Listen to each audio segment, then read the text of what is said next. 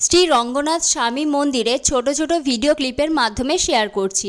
আশা করছি ভিডিওটা থেকে মন্দির সম্পর্কিত অনেক তথ্য পাবে।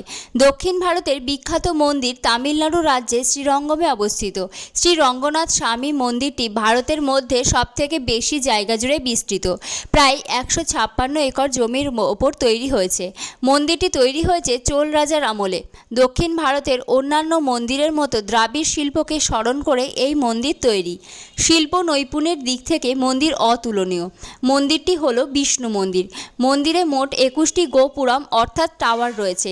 এখানে বিষ্ণুর পঞ্চনাগের মধ্যে শায়িত অবস্থায় রয়েছে। মূল মন্দিরে প্রবেশ করার সময় দুটি লাইন থাকে, একটি টিকিট কেটে অন্যটি টিকিট ছাড়া। 100 টাকা দিয়ে টিকিট কাটলে বেশিক্ষণ সময় লাগে না দর্শন করার জন্য। মূল মন্দিরের চূড়া সোনা দিয়ে তৈরি।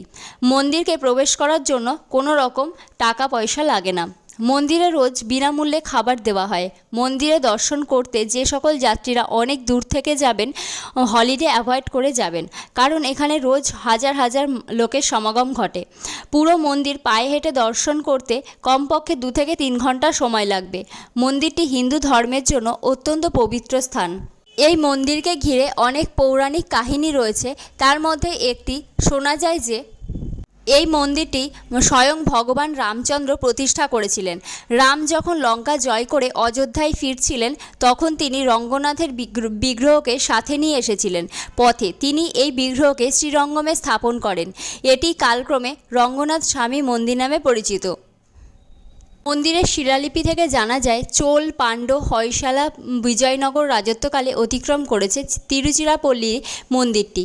জনবসতি না থাকার জন্য রঙ্গনাথের মূর্তিটি ছিল সেটি ঘন জঙ্গলে ঢাকা পড়েছিল বহুদিন ধরে। অনেক দিন পরে একজন চোল রাজার টিয়া পাখির পেছনে ধাওয়া করতে গিয়ে এটির দেখা পায়। সেখানে তিনি রঙ্গনাথ স্বামী মন্দিরটি স্থাপন করে, যেটি বর্তমানে ভারতের বৃহত্তম মন্দির কমপ্লেক্স। ইতিহাস থেকে জানা যায়, এই অঞ্চল দক্ষিণ ভারতের বিভিন্ন হিন্দু রাজ্যের মধ্যকার সংঘর্ষের সময়ও এই মন্দিরের নিরাপত্তা, পবিত্রতা এবং ঐতিহ্যের কোনো বিঘ্নিত ঘটেনি। মন্দিরের ভিডিওর সাথে সাথে তোমাদের সাথে কিছু ফটো আমি শেয়ার করছি। তোমরা দেখে জানিও এই ভিডিওটা তোমাদের কেমন লেগেছে।